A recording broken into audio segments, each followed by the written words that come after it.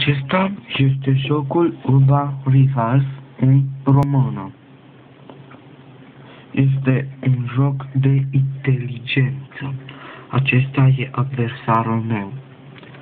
Fiecare persoană are câte 4 cărți când se bate, dar când nu, are mai multe.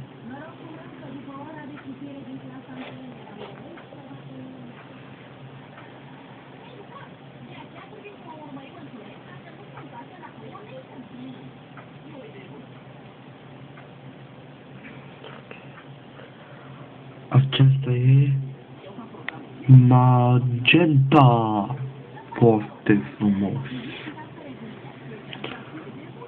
Acesta este Yumei, foarte frumosă. Crush și Wesley.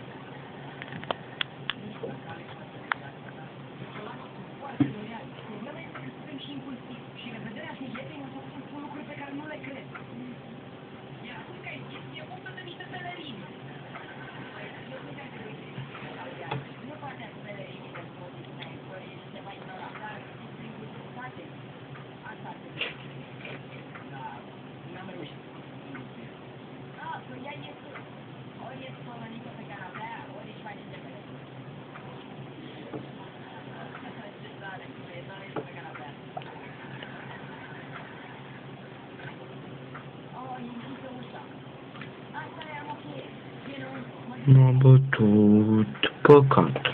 Câteodată pierzi, câteodată câștigi. Acum v-am prezentat jocul. O să vă mai prezentez și alte